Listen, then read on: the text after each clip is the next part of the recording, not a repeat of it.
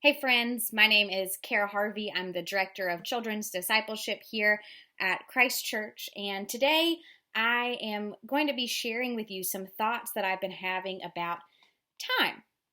I don't know about you, but I've gotten more emails than I could count that begin with something along the lines of, we are in the midst of trying and unprecedented times. It's like to send an email in 2020, you have to start with that tagline. Has anyone else experienced that?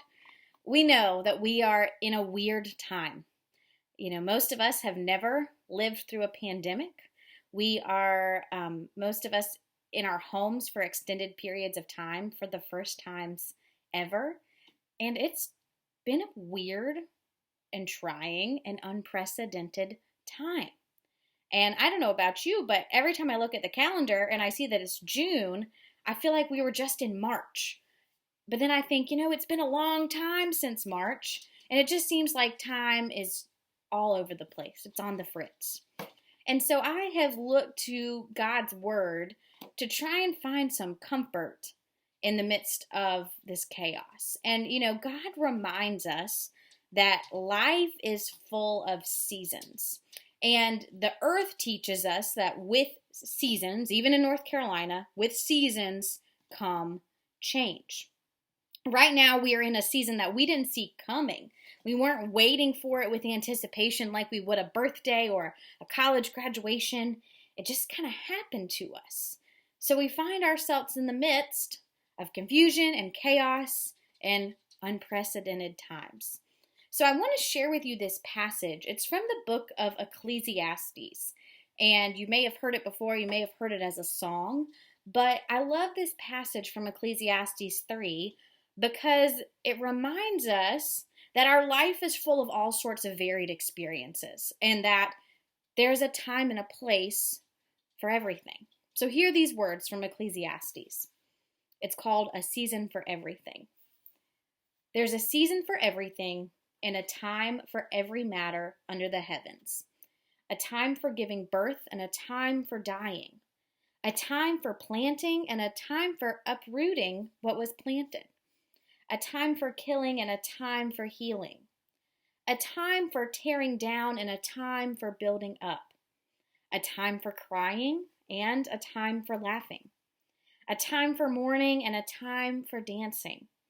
A time for throwing stones and a time for gathering stones. A time for embracing and a time for avoiding embraces. 6 feet social distancing, right? A time for searching and a time for losing. A time for keeping and a time for throwing away. A time for tearing and a time for repairing. A time for keeping silent and a time for speaking. A time for loving and a time for hating. A time for war and a time for peace. So friends, that passage gives me comfort because I feel like God is saying, look, this is all part of the experience. It's all part of the human experience. There is a time and a season for all things under the sun. And no matter what season you're in, I am with you. So friends, I want to ask you this question. I want to ask you, what is it time for you for right now? Perhaps right now, you need to sit in a time of God's amazing grace. You need to know that however you are holding things together, you are loved and seen and valued by God, and there is grace for the journey. Perhaps you need to sit in a time of study. Perhaps your life now has a little more free time, and you need to use that to reconnect with God and with God's Word. Perhaps this needs to be a time of forgiveness, perhaps of yourself or perhaps of others. And perhaps this is a time to do a deep inventory of your soul. What is it time for you right now? Friends, I want you to take a moment at some point this week and just ask yourself that question.